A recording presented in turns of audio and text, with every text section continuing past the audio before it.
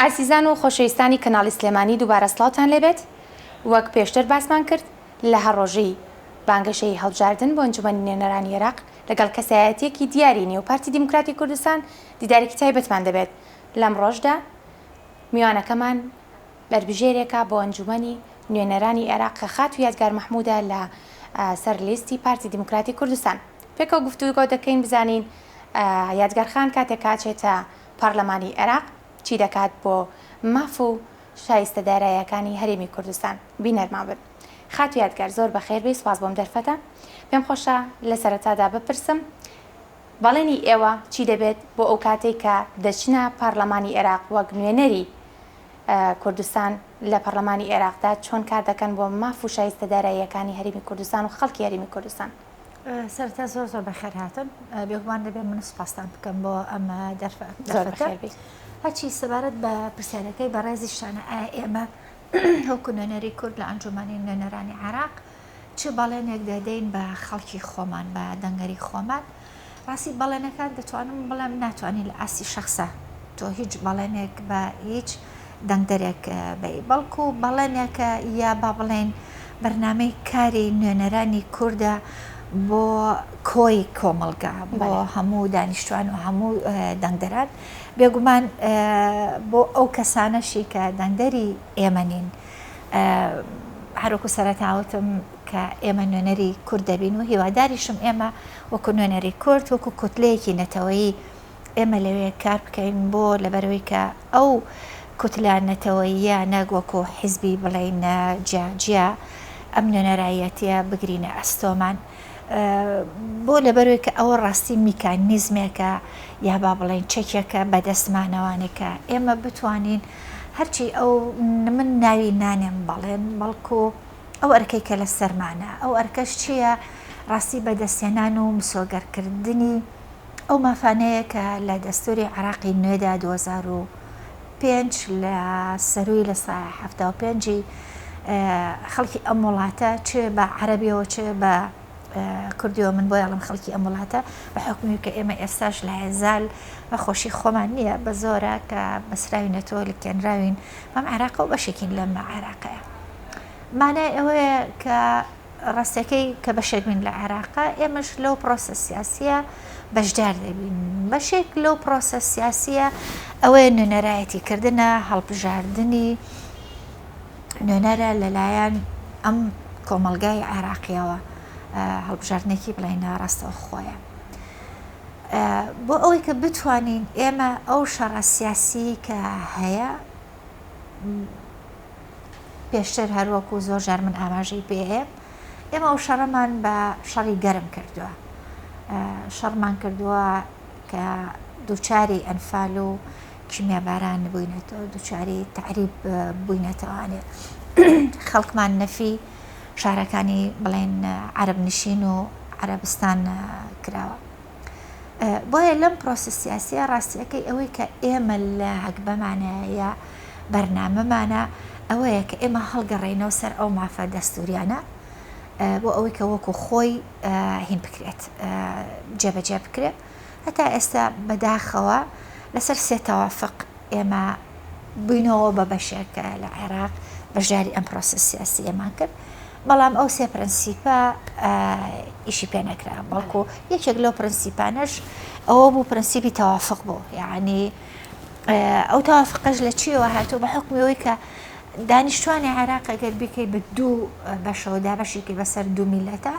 دوو میلەتی سەرەکی ئەوەی کورد و عەرەبە، بەداخەوە عەرەب بە پێی ژمارە بێ زۆرینەیە. ئێمە لە پرۆسەیەکی دیموکراسیە و لە نوێنەرایەتی کردنا بڵێن لە سیستەمێکی ئەوایە ئەبێت زۆرینە ڕاستیەکەی هین بێت ڕە و ئارا و دیدی زاڵتر بێت و ئەو بکرێتە پرۆژە یاسا ئەمانە. بەڵام لەژێر ڕۆشنایی ڕێگەگرتن لەو تەوافقە هەچەند تەوافق با بڵێن زۆرینە ببوورە، زۆرینەیەکێکە لە پرەنسیپەکانی دیموکراسی، بەڵام کێ دەڵێ دیموکراسی هەموو کاتێک ئەو پرەنسیپانەی کە هەیەی لە خۆشگوزەرانی یا لە سوودی میلەتە و بە تایبەتی بڵێنە کەمە نەتەوایەتیەکانە ئێمە دەبێ هەڵبگەڕێنەوە سەر ئەو تەوافقە. ئەویش بەڕێی من لە ئاستی باڵایە ئەو تەوافقە دیسانە دروست ئەکرێتەوانێ و ڕێک ئەکەوێت ڕێک ئەکەون لەسەر ئەو تەوافقە. ڕاستە باسیمانەوەت کرد لەگەڵ عێراق تا چەند گرنگە زۆرترین نوێنەری کورد بچێتە پارلەمانی عێراق بۆ داگەڵکردن لە مافەکانی گەلەی کوردستان وەگەزانی کە لە ئێستادا ئێمەمانە نێتەوە لە ناو عێراقدا تا زۆر بین نوێنەرانمان زۆرتر بێت ئەو کاتە لێک نزیک بوونەوەی زیاتر هەیە بۆ ڕاکێشانی یاخود بۆ لێ سندنەوەی مافەکانی گەلی کورد لە عێراق کە ماف پێما بێ ئەو شتەیە کە دەبێت بیسەنی ئەگەر چاوەڕێکی وەری ناگری. بەتاکید من پێشتر ئاماژەم بە زۆرینەوە کەمینە بێگومان هەتا کورسیەکانی کورد ئەو کورسیانی کە بە پێی ئەم یاسا تازە دایانناوە هەتا کورسیەکانمان زۆرتر بێت بێگومان پێگەی کورد بەهێزتر ئەبێ لە ناو ئەم بەهێزبوونەشە زۆر زۆر گرنگە ئێمە بزانین ئایا چ کوتلەیەک چه حیزبێک دەبێت بەهێزترینیان بێت ئەویش بێگومان پارتی دیموکراتی کوردستانە بۆ لەبەرەوەی کە ئەم حیزبە و ئەگەر سەری نوێنەرەکانیشی بکەیت بۆ نمونە نوێنەرانی ئەم حیزبە پارتی دیموکراتی کوردستان و واژۆیان نەکرد لەسەر بە یاساکردنی بە یاساییکردنی حەشتی شعبی. بۆیە ئومێدەوارم کە پێگەی پارتی دیموکراتی کوردستان بە حکمی ئەوەی کە پارتێکە بە ئەجەندایەکی نیشتیمانی نەتەوەیی بە استراتیجێکی نەتەوەیی کاری کردووە و کاریش دەکا و ئێمەش وەکو نوێنەری کورد لەسەر ئەو لیستە بێگومان وەکو فراکسیۆنی زەرد درێژە پێدەری ئەو سیاست و ئەو ئەجەندایەی پارتی دیموکراتی کوردستانی جا بۆیە بە زۆری نەبڵێ عەرەب هەر زۆری نەدەبێت چونکە عەرەبی سونەت هەیە عەرەبی شیعەوە هەیە بەڵام کارکردن لەسەر ئەو سێ پرەنسیپە بڵێن شەراکەتی ڕاستەقینە و ئەو سازانەی کە بڵێن دەبێ هەبێت بێگومان ئێمە تا هەموو ئەو کورسانی کە دانراوە بۆ هەرێم هەمویان بەدەست بهێنین بەدڵنیایەوە پێگەی هەرێم بەهێزتر ئەبێ و باشتریش. باشە دروشمی ئەم جارەی پارتی دیموکراتی کوردستان دەڵێت بۆ داهاتوێکی باش و خۆشگوزەران پارتێکی بەهێز هەڵبژێرە تۆ تا چەند لەگەڵ ئەم ڕائەدەی و چی دەکەی بۆ ئەوە؟ بەڕێی من دروشمێکە یعنی تەنها دەتوانم بڵێم ئەگەر بچیتە وردەکاری بڵێن بڕگە بە بڕگەی ئەم دروشمەوە دروشمێکی هەتا بڵێ پڕمانایە و دوای ئەوە لە ئەرزی واقعیشدا ئێمە ئەگەر بخوێنینەوە خوێندنەوەیەکی دوور لە دۆگمی حیزبایەتی ئێمە هەڵگەڕێنەوە سەر ئەو دروشمە ئێمە دەبینینە هەر وەکو پێشتریش من ئاماژەم پێدا ئەم حیزبە پارتی دیموکراتی کوردستان هەمیشە بەرگری کار بووە لەم دەستکەوتەی کە هەمانە لەم ئەزمونەی کە هەمانە چکم ئەم ئەزمونە ڕاستیگەرە هەڵگەڕێتەوە سەر مێژووی ئێمە بێژگە لە کۆماری مەهابات ئەوش کە بەداخەوە تەنها 11 مانگە تەمەنی بوو بەڵام ئەم ئەزمونە لەسەر ڕای هەموو ئەو پیلانە ناوخۆیە و دەرەکیە لە مەترسی دارترین قۆناغا ئەویش کە هێرشی داعش بوو عێراق مەرکەز بودجەی بڕی یەک فیشێکی تەنانەت نەناردە بۆ پێشمەرگە بەڵام ئەم حیزبە بە پێوە ڕاوەستا و پێشمەرگەکانی ئەم حیزبە بەرگریەکی قارەمانانەیان کرد ئەو بەرگریە قارەمانش لەوەدا بەرجەستە ئەبێ لە دوای کارەسات و خیانەتی 16 ئۆکتۆبەرەوە کە لەلایەن دەستەوە تاقمێکی ناو حیزبێکی دیاریکرا و ئەنجامیرە ئەو بۆ ئەوان بە نیازی ئەوە بوون کە بەرەو هەولێر بڕۆن و هەولێر بڕۆ خێنن بۆ ئەوی کەم دەستکەوتەمان لە کیس بچێت بۆیە قارەمان و دەستانی پێشمەرگەکانی پارتی دیموکراتی کوردستان ئێمە هەڵدەگەڕێنەوە ئاماژە وەکو بەڵگە دەدەین بۆ شەڕێکە لە پردێ و سەحێلاکرا هەرچی چەمکە دیموکراسیەکە شێتێکە لە دروشمەکە هاتووە ئەوە بۆ ئەم حیزبە لەسەر ئاسی هەرێمیش هەمیشە زۆرینەی کورسیەکان بەدەست ئەهێنێ بەڵام هیچ کاتێک نەیویستوە بە تەنها حکومڕانی ئەم هەرێمە بکە بەڵکو هەمیشە هەوڵی داواکاری کردو لەگەڵ حکوومەتی بنکەفراوانە حکومڕانی ئەم وڵاتی کردووە و هەمیشەش هەوڵی ئەوەی داواکە یەکگوتاری بێتکایەوانێ لە ڕیزەکانی بڵێن ئەم لایەنە جیاوازانەیە و دوای ئەوش مۆدێرن ئەو ئاماژە وشەی مۆدێرن لە هینەکەی هەیە کارنامەی پارتی دیموکراتی کوردستان لە دروشمەکە هەیە بەڵێ مش دیسانەوە دەگەڕێتەوانێ بۆ ئەم سەدەیە مۆدێرنە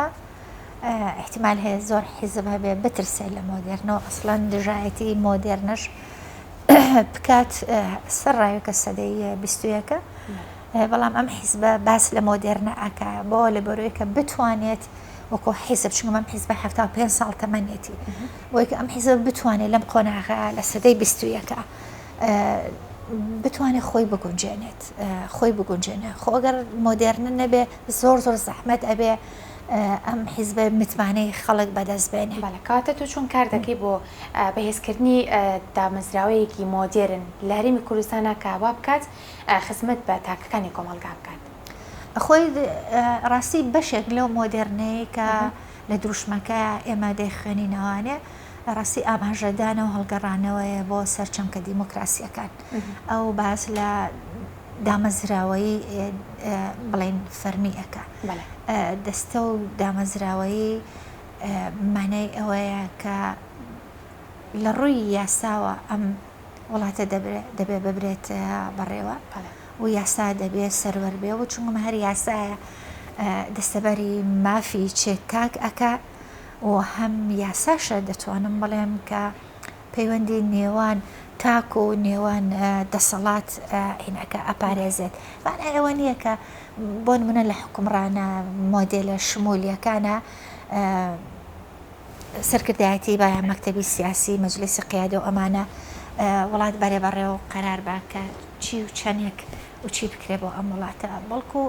ئەم هەڵەگەڕێتەوانێ بۆ مۆدێرنە و مۆدێرنش خۆی لە ڕاستیدا بەشێکە لە دیموکراسی وەردیموکراسیشە کە دەبێ یاسا سەرەر بێ ئەم وڵاتە بە یاسا ببرێ بەڕێ و لەوێشە ئێمە دیسان و دەتوانین خوێندنەوەیەکی تری بۆ بکەین کە یاسا سەرەر بوو بە یاسا و دام و دەستگا و دامەزراوەی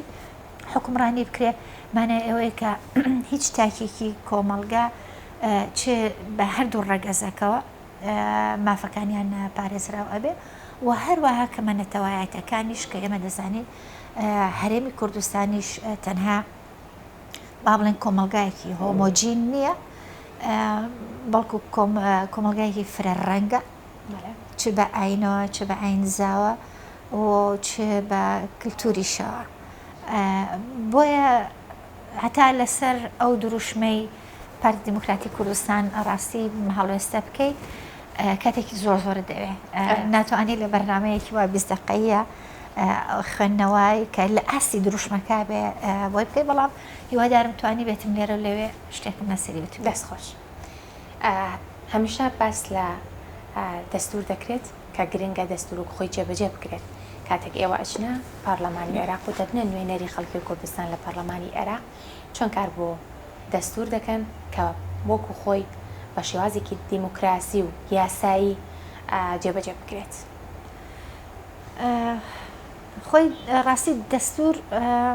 ئەگەر کار بە دەستور بکرابایە هەتا ئێستا بەتایبەتی ئێمە لە ساڵەکانی توانم بڵێم 2013ەوە زیاتر چڕ بۆ زیاتر هەستی پێکرا و بینرا کە حکوومەتی مەرکەز سەرپێچی دەستوری دەکرد نەک تەنها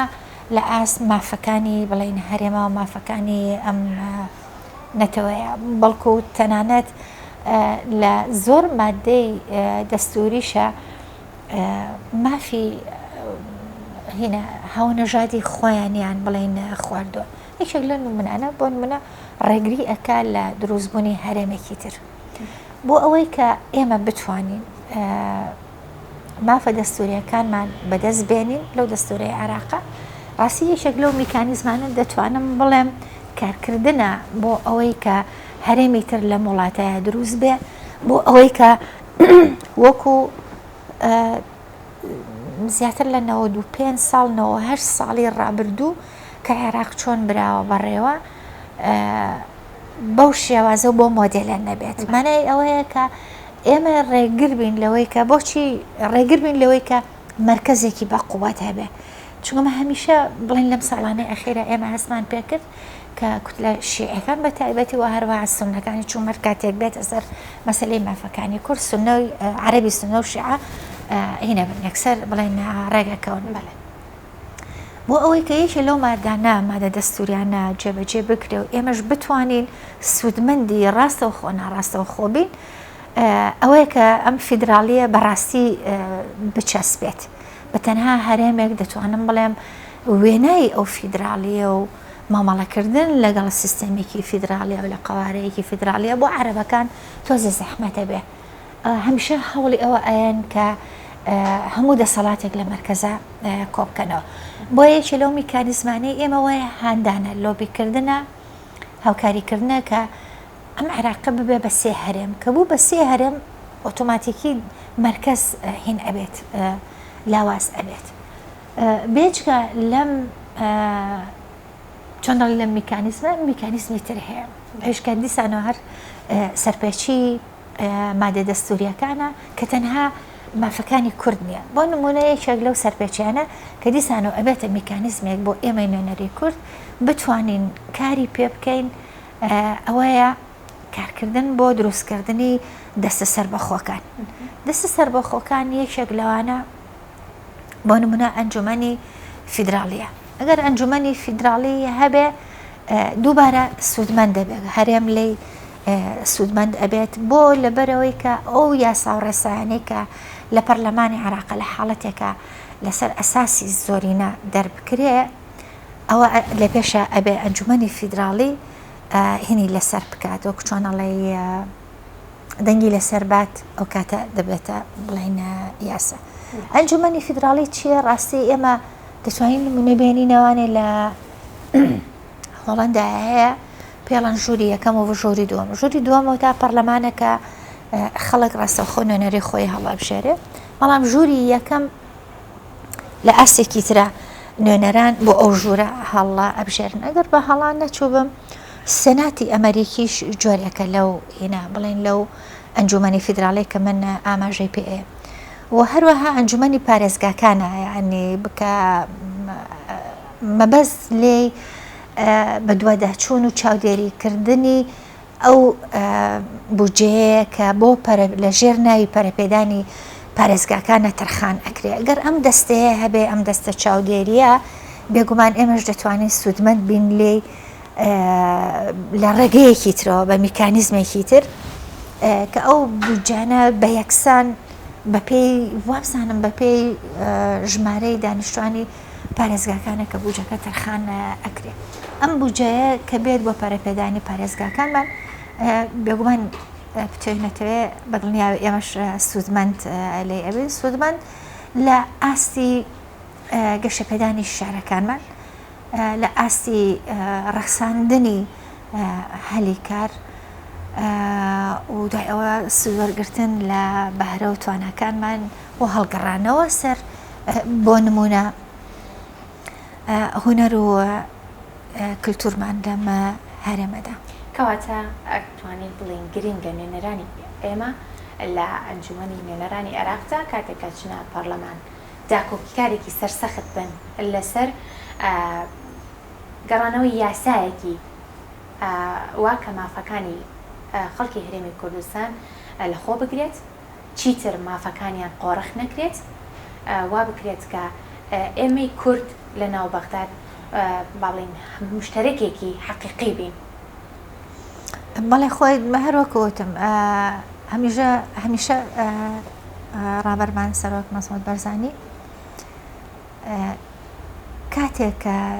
زەنگی خەتەر و مەترسی لێدا کە عێراق بەڕێوەکوێ ئەچێ ئاماژەی بەوەیە کە هیچ بنەمایەکی تەوافق و شەراکەتی ڕاستەقینە نەماوە لە عێراقدا بۆیە ئێمە مەجبور نین لەم عێراقا بمێنینەوە ئەو بۆ دەرەنجامەکەی ئێمە هینمان ڕێفرەندۆمان ئەنجامدا و زۆر بە سەرکەوتووی وەیە بە ئومێدی ئەم جارێک کە بڵێن هەڵبژاردننی پێشوەختە ئەنجامەیرێت و دەبێت خەڵک لە خۆی بپرسێت ئایا بۆ هەڵبژاردننی پێشوەختە لەبەرەوەی کە بەڕاستی نەک بۆ کورد تەنانەت بڵین بۆ عێراق خۆی